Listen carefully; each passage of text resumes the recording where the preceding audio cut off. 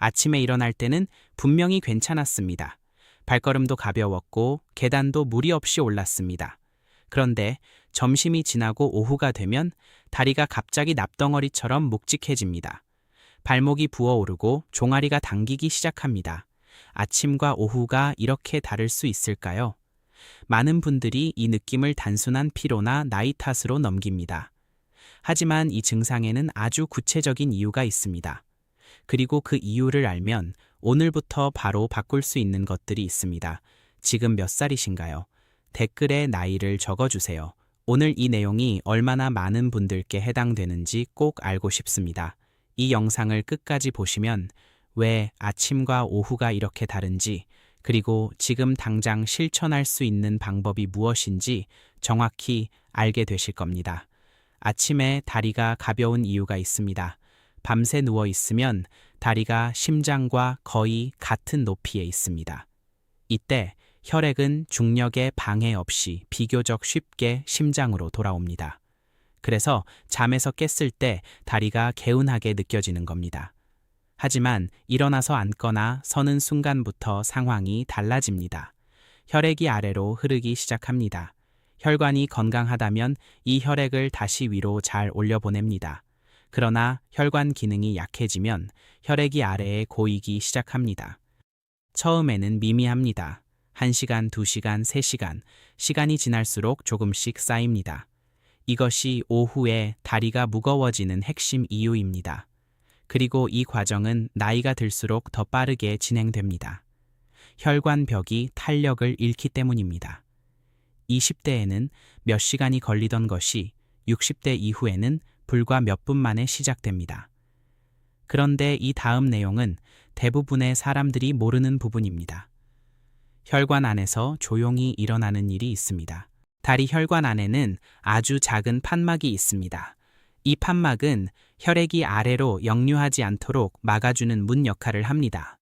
심장이 혈액을 내보낼 때 이 판막이 열렸다 닫히며 혈액을 위로 밀어 올립니다. 이 작은 문이 제대로 작동하는 한 다리는 가볍습니다. 문제는 이 판막이 서서히 약해진다는 것입니다. 나이가 들면 오래 서 있는 습관이 있으면 운동이 부족하면 판막이 조금씩 기능을 잃어갑니다.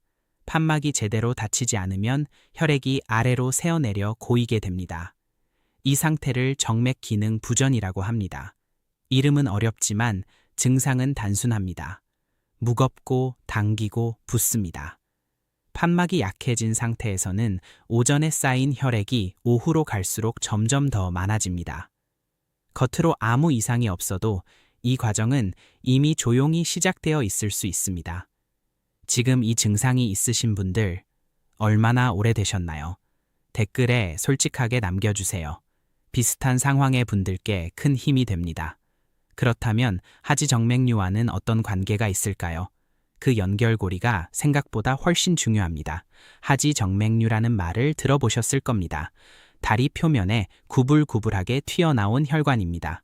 많은 분들이 이것을 단순한 미용 문제로 생각합니다. 하지만 사실은 판막 기능이 무너졌다는 신호입니다. 몸이 보내는 경고입니다. 하지정맥류가 있는 분들은 오후에 다리 무거움을 더 강하게 느낍니다. 혈액이 고일 공간이 그만큼 늘어났기 때문입니다. 그런데 더 무서운 사실이 있습니다. 눈에 보이는 혈관이 없다고 해서 혈액순환이 정상인 것은 아닙니다. 겉으로는 아무 이상이 없어 보여도 혈액은 이미 조용히 고이고 있을 수 있습니다. 지금 이 영상을 보고 계신 여러분 중에도 이 상태가 이미 진행 중인 분이 계실 수 있습니다. 이 영상이 유익하셨다면 지금 좋아요를 눌러주세요. 비슷한 증상으로 고민하는 분들에게 이 정보가 닿을 수 있도록 도와주십시오. 다음 내용에서는 혈관과 전혀 다른 시스템에서 비롯되는 원인이 등장합니다. 많은 분들이 이것을 완전히 모르고 계십니다. 혈액순환만의 문제가 아닙니다. 림프 순환도 오후 다리 무거움에 깊이 관여합니다. 그리고 이 두 시스템이 동시에 무너질 때 증상은 훨씬 빠르게 심해집니다. 림프계는 몸속 노폐물과 여분의 수분을 걷어가는 청소 시스템입니다. 혈액이 조직에 수분을 공급하면 림프관이 그것을 회수해 갑니다. 이 시스템도 중력의 영향을 받습니다. 오래 앉아 있거나 서 있으면 림프 흐름이 느려집니다. 그러면 다리 조직에 수분이 서서히 쌓이기 시작합니다. 이것이 다리 부종, 즉 붓기의 진짜 원인입니다. 눈에 보이는 붓기가 없어도 무거운 느낌 자체가 이 수분 축적의 초기 신호일 수 있습니다. 아직 붓기가 없다고 안심하지 마십시오. 무거운 느낌이 이미 시작됐다면 림프가 먼저 반응하고 있는 겁니다. 림프 순환은 근육 운동에 의해 촉진됩니다. 움직이지 않으면 림프도 멈춥니다. 오후로 갈수록 증상이 심해지는 이유 중 하나가 바로 이것입니다. 그렇다면 매일 드시는 음식이 이 상황에 어떤 영향을 주는지 아십니까? 이 연결고리는 생각보다 훨씬 직접적입니다. 식단이 오후 다리 무거움에 직접 영향을 줍니다. 특히 나트륨, 즉 소금입니다. 나트륨은 몸에서 수분을 잡아둡니다. 짠 음식을 많이 드시면 혈관 밖 조직에 수분이 더 많이 쌓입니다. 국, 찌개, 김치 등 한국 식단에는 나트륨 함량이 높은 음식이 많습니다. 점심에 짠 음식을 드신 날, 오후에 더 심하게 다리가 무거웠다면 이것이 원인일 수 있습니다. 우연이 아닙니다. 몸이 음식에 반응하고 있는 겁니다. 반대로 물을 충분히 마시지 않으면 혈액이 진해집니다. 진한 혈액은 흐름이 느립니다. 이것도 순환 저하로 이어집니다. 하루 수분 섭취가 부족한 날일수록 오후 증상이 더 빠르게 나타날 수 있습니다. 짜게 먹고 물을 적게 마시는 날, 그날 오후 다리는 가장 무겁습니다. 식단 하나를 바꾸는 것만으로도 오후 다리 상태가 실제로 달라질 수 있습니다. 오늘 점심에 어떤 음식을 드셨나요? 댓글에 남겨주세요. 여러분의 식습관과 증상 사이에 얼마나 강한 연관이 있는지 확인해 보고 싶습니다. 그런데 자세와 움직임이 미치는 영향은 식단보다 훨씬 즉각적입니다. 하루 중 얼마나 오래 같은 자세로 계시나요? 앉아서 TV를 보거나 오래 서서 집안일을 하거나 같은 자세가 길어질수록 다리 근육이 수축과 이완을 멈춥니다. 그리고 그 순간부터 혈액은 고이기 시작합니다. 다리 근육은 작은 심장처럼 작동합니다. 근육이 수축할 때마다 혈액과 림프를 위로 밀어 올립니다. 이것을 근육 펌프 작용이라고 합니다. 움직이지 않으면 이 펌프가 꺼집니다. 심장 하나만으로는 다리까지 혈액을 완벽하게 순환시킬 수 없습니다. 다리 근육이 반드시 도와야 합니다. 해결 방법은 생각보다 간단합니다. 1시간에 한 번, 5분만 걸어도 펌프가 다시 작동합니다. 앉은 자리에서 발목을 위아래로 움직이는 것만으로도 혈류가 촉진됩니다. 발 뒤꿈치를 올렸다 내렸다 반복하는 것도 효과적입니다.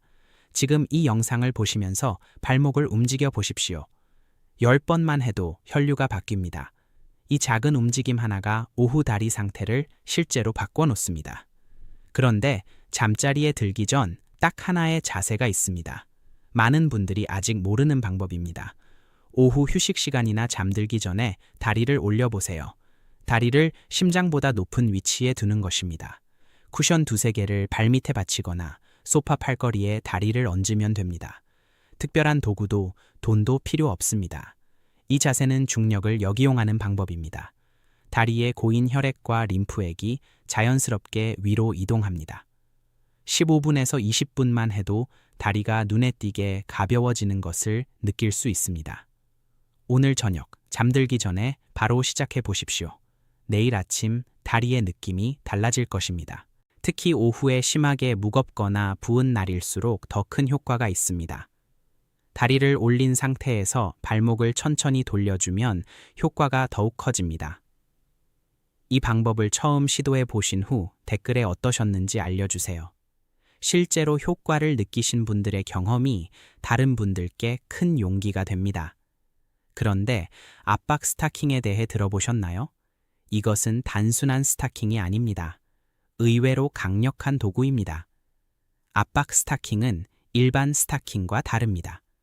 발목 쪽은 압박이 강하고 위로 올라갈수록 압박이 점점 약해지도록 설계되어 있습니다.